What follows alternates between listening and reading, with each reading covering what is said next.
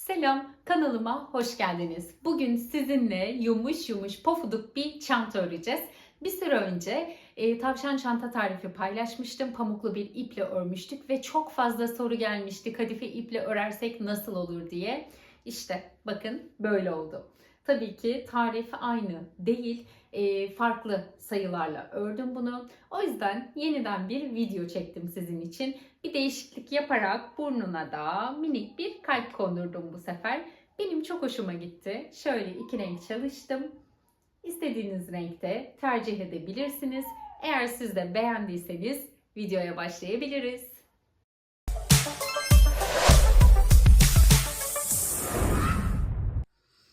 Evet, çanta için ihtiyacımız olan malzemeler: lila rengi iplikle öreceğim ben bu defa. Yine kadife iplik kullanıyoruz. İstediğiniz markayı tercih edebilirsiniz. 6 milim tığla öreceğim çantanın tamamını. Sadece gözler ve burun için 2,2 milim tığ kullanacağım. Normal kalınlıkta pamuklu bir iplikle öreceğiz onları. Burun için krem rengi, gözler için de kahverengi kullanacağım. Bir de çantamızın kapatma kısmı için şu büyüklükte bir düğme kullanacağım. Bu kadar. Hazırsanız çantanın gövdesini örerek başlayalım işe. 18 tane zincir çekiyoruz.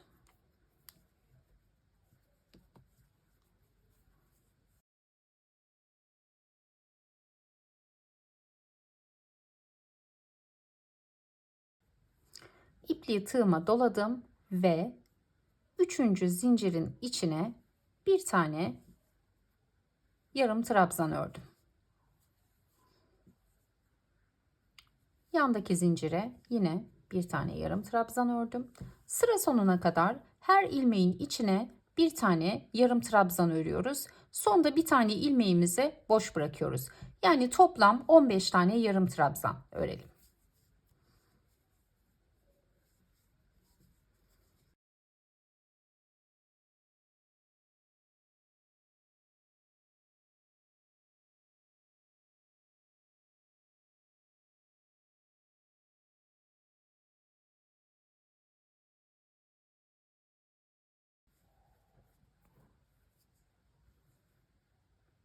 ...15. yarım trabzanımı da ördüm. Sonda kalan ilmeğin içine 3 tane yarım trabzan örüyorum.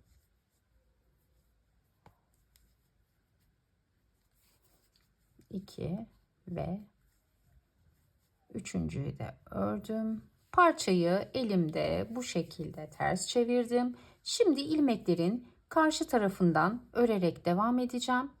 Yine bir tane yarım trabzan ördüm. Sıra sonuna kadar her ilmeğin içine bir tane yarım trabzan örüyoruz. Yine sondaki ilmeği boş bırakıyoruz. Yani burada da toplam 14 tane yarım trabzan örmüş olacağız.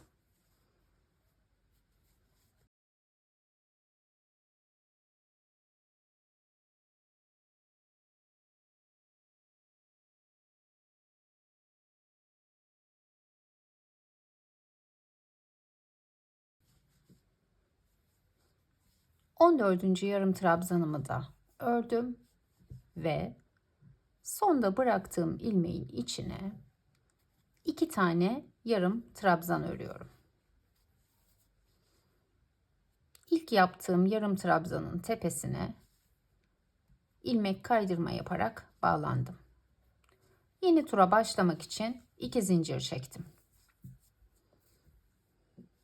Eğer çantanız daha küçük bir çanta örmek istiyorsanız arttırmayı burada bırakın.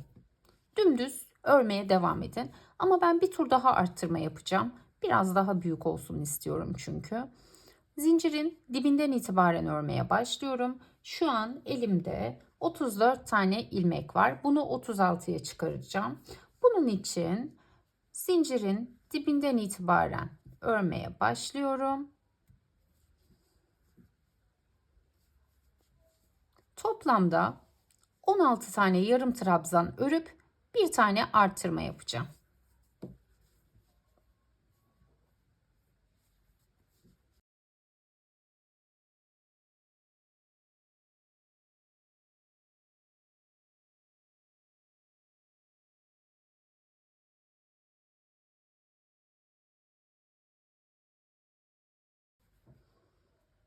16. yarım trabzanı ördüm ve sıradaki ilmeğin içine 2 tane yarım trabzan örüyorum. Aynı ilmeğin içine 2 tane yarım trabzan örerek arttırma yapmış oluyorum. Şimdi tekrar 16 tane yarım trabzan örelim.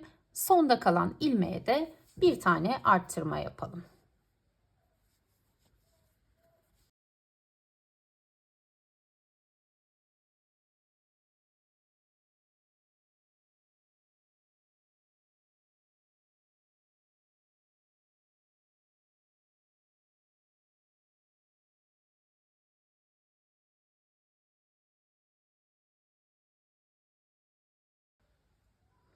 ...16 yarım trabzanı ördüm. Son ilmeğin içine 2 tane yarım trabzan ördüm ve yine ilk ördüğüm yarım trabzanın tepesine bir ilmek kaydırma ile bağlanıyorum.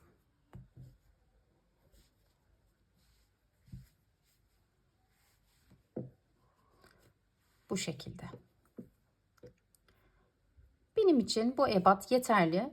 Dediğim gibi biraz daha büyük olsun isterseniz bir tur daha aynı mantıkla iki kenara gelecek şekilde arttırma yapabilirsiniz. Şimdi buradan sonra arttırma yapmadan dümdüz örmeye devam edeceğiz. Her turun sonunda ilmek kaydırmayla ilk ilmeğe bağlanın ve yeni tura 2 zincir çekerek başlayın. Zinciri saymıyoruz. İlk trabzan her zaman zincirin dibine gelecek. Bu şekilde 7 tur boyunca 36 yarım trabzan örelim. Evet, ben gövdeyi tamamladım. Size ölçüsünü de vermek istiyorum. Genişliği 15 santim, yüksekliği ise 13 santim oldu. Şimdi bunu ayırıp kulakları örmeye başlayabiliriz. Kulakları sihirli halka için öreceğim. Kadife iplikle sihirli halka yapmak oldukça zor. Bu yüzden size pratik bir yöntem paylaşacağım. 2 tane zincir çektim ve ilk zincirin içine 4 tane sık iğne örüyorum. Yani bu ilk zincir bizim için halka görevi görüyor şu an. 4. sık iğneyi de ördüm ve ilk yaptığım zincirin tepesine ilmek kaydırma yaparak bağlanıyorum. Biraz zor oldu ama bağlandım. 2 tane zincir çektim. Bakın şöyle bir görüntüm oldu. Devamında yarım trabzan öreceğiz kulağın. İkinci turda her ilmeğin içine 2 tane yarım trabzan örüyoruz. Yani 8 ilmeğe ulaşacağım. Bunun için 4 tane arttırma yapmam gerekiyor. Her ilmeğin içine 2 tane yarım trabzan.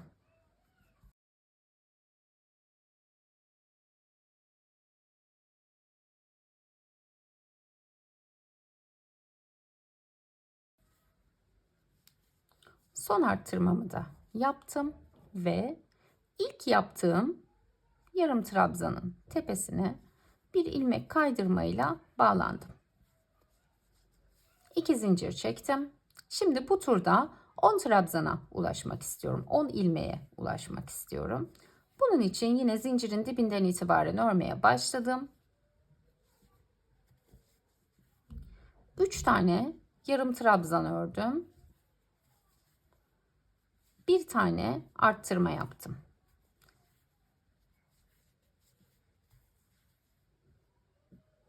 Aynı işlemi bir defa daha yapıyoruz.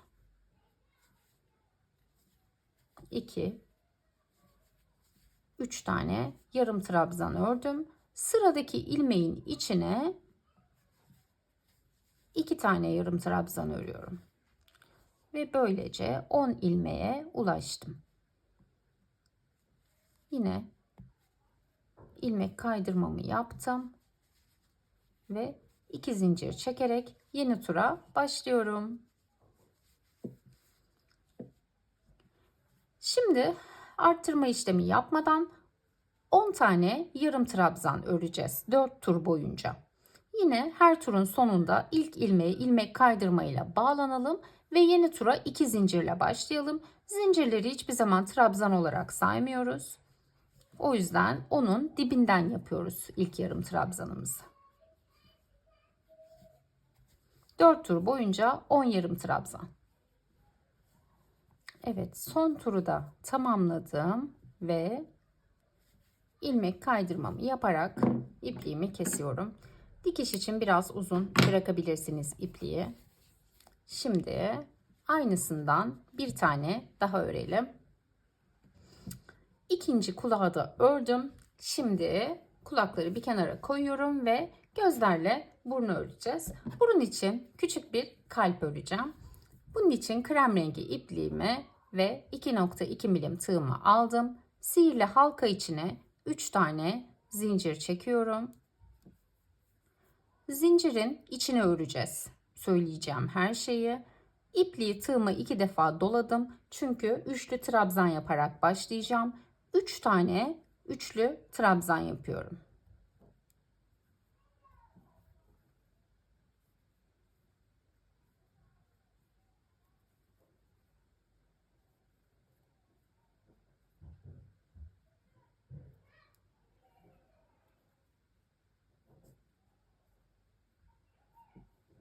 Şimdi 2 tane ikili trabzan örüyorum.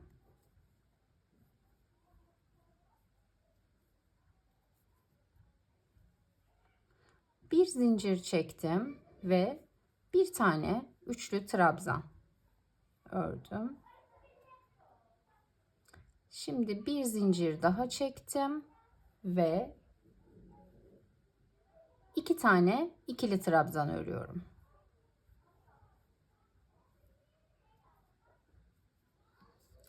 Son olarak 3 tane üçlü trabzan örüyorum.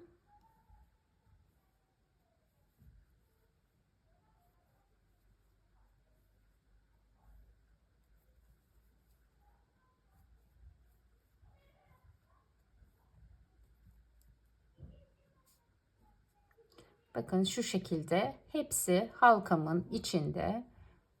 Artık bitiriyoruz. 3 tane zincir çektim. Yine halkanın içine bir tane ilmek kaydırma yaptım. Ve halkayı sıkıştırarak kapatıyorum.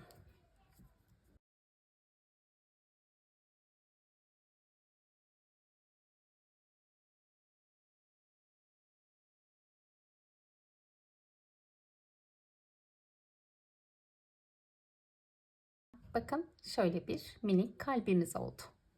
Şimdi 2 tane de göz örelim. Sonra dikme aşamasına geçelim.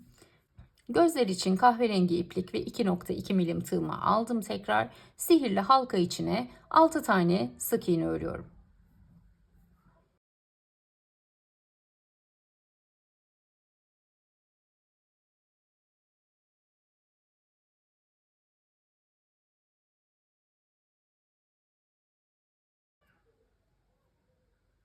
İlk ördüğüm sık iğneye ilmek kaydırmayla bağlandım. Aynısından bir tane daha örelim ve dikiş aşamasına geçelim.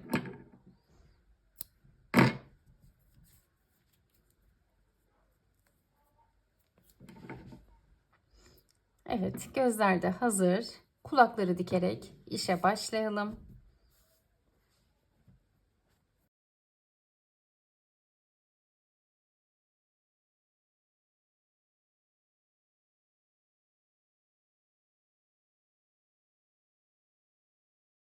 Çantanızın bitiş yerini her zaman arka taraf yapın. Çünkü hafiften bir kayma oluyor. Onu önde görmek istemeyiz. Şimdi kulakların yerini ayarlayacağız. Kulakların yerini ayarlamak için şu dikiş yerlerini yana getiriyorum öncelikle. Şu şekilde. Şu iki yana askı gelecek. Onu da hesaba katalım. Bakın şuradan bir tane ilmek atladım. Bunu buraya, bunu da buraya yaparsam gayet muntazam bir görüntü oluyor. Ortada da 6 tane ilmeğim kaldı. Oraya da küçük bir kapatma parçası öreceğiz. Kulakları diktikten sonra. Daha önce pamuklu iple tavşan çanta yapılış videosu paylaşmıştım. Onun linkini videonun sonuna ekleyeceğim. Buraları biraz hızlı geçeceğim çünkü. Daha detaylı izlemek isteyenler mutlaka o videoya göz atsın. Çünkü sadece iplik ve sayılar tabii ki bir de farklı ama dikiş teknikleri tamamen aynı. Onlar da size yardımcı olacaktır.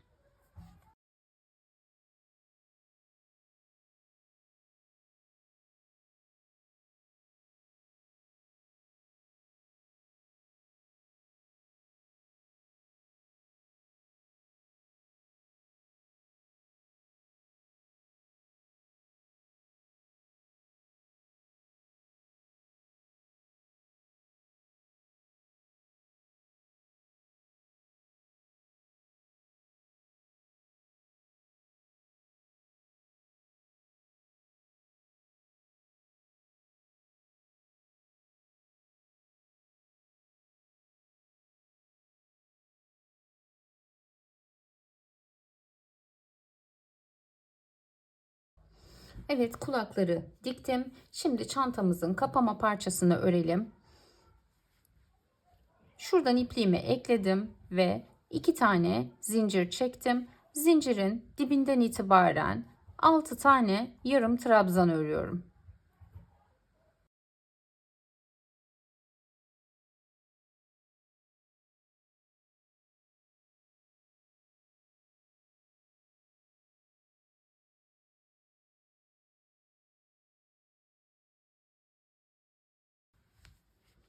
Sıra sonuna geldim.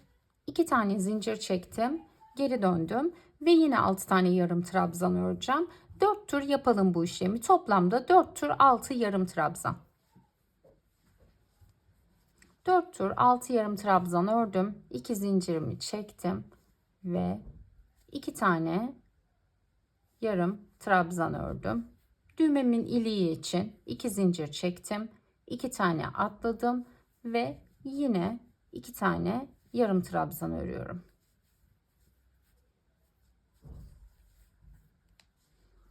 İşte bu kadar. İpliğimizi kesebiliriz.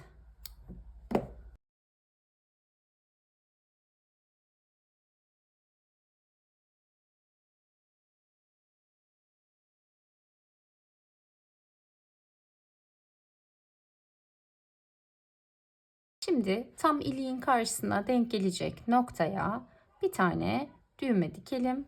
Ve evet, düğmeyi diktim. Düğmeyi dikerken aynı tonlarda pamuklu bir iplik kullanıyorum ben. Daha ince. Şu şekilde bir görüntü oluyor. Artık burnu ve gözleri dikebiliriz. Önce burnu dikmenizi öneriyorum. Burnu diktikten sonra gözlerin yerini ayarlamak daha kolay oluyor. Ben şöyle yerleştiriyorum. Aşağıdan yukarıya 3. turun üstüne koyuyorum ve tam şuradan ortaladım zaten. Doğrudan dikmeye başlıyorum.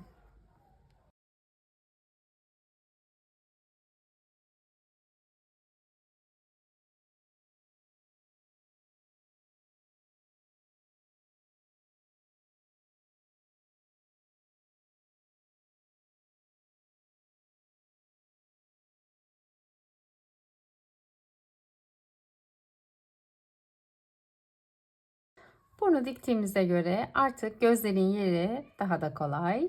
Bakın, hemen şöyle bir üst sırasına bu şekilde yerleştirerek dikebilirsiniz.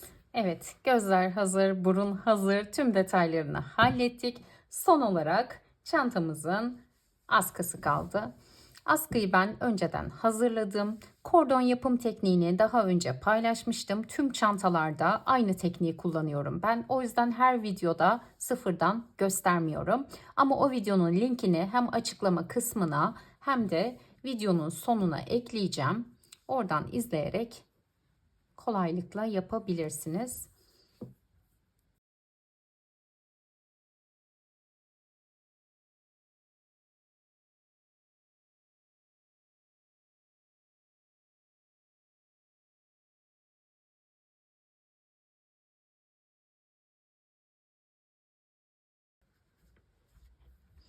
Askıyı diktikten sonra kulakların aşağıya doğru bu şekilde düşmemesi için arka tarafa geldim. Şuradan direkt bakın dibinden itibaren kulak ve askıyı şu şekilde birleştiriyorum. Bu işlemi arkadan yapıyorum. Önden görünmesin.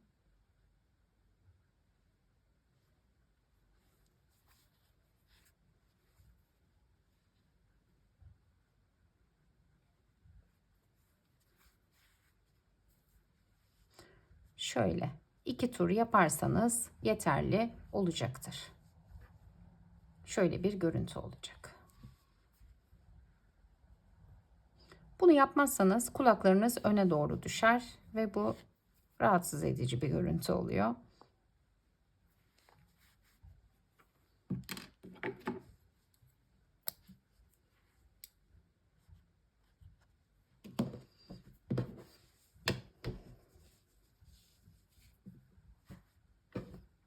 Diğer tarafı da aynı şekilde dikelim ve çantamızı tamamlayalım. Dikmeden önce elinizle kordonun düzgün geldiğinden emin olun. Yoksa o dönmeyi tekrar sonrasında düzeltemiyorsunuz diktikten sonra. Şu şekilde çevirdim ve yine aynı şekilde 2 sıra aşağısına dikiyorum. Evet, askıyı da diktim. Tam çantamız hazır diyecektim ki ağzı işlemeyi unuttuğumu fark ettim. İsterseniz bu şekilde bırakabilirsiniz veya şimdi söyleyeceğim aşamayı yapabilirsiniz.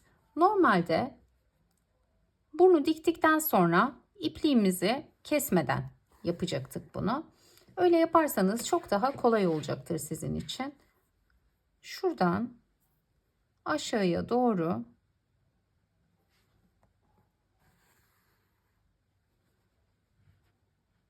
minik bir işleme yaptım. Biraz belirgin olması için 2 kat yapıyorum bu kısmı. Bu şekilde. Şimdi şöyle bir ağız yapacağım buraya. Şu şekilde görünsün.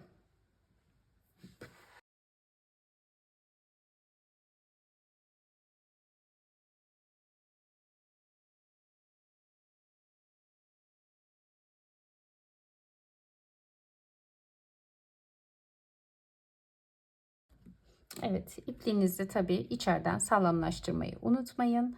Şu şekilde bir görüntü oldu. Dediğim gibi isterseniz boş kalp olarak da bırakabilirsiniz. Çantamız artık hazır. Evet, bir videonun daha sonuna geldik. Hepimizin ellerine sağlık diyorum öncelikle ve şu ilk ördüğümüz tavşan çantayı göstermek istiyorum size.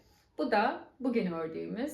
Ebatlarını aynı tutmaya çalıştım. Bu çok ideal bir ölçü çünkü. Nasıl büyüteceğiniz veya küçülteceğinize de tarifte yer verdim. Pamuklu iple örmek isterseniz o videonun linkini de açıklama kısmına ekliyorum ve videonun sonuna da ekliyorum. Umarım beğenmişsinizdir. Videomu beğendiyseniz beğen tuşuna basmayı ve kanalıma abone olmayı unutmayın lütfen.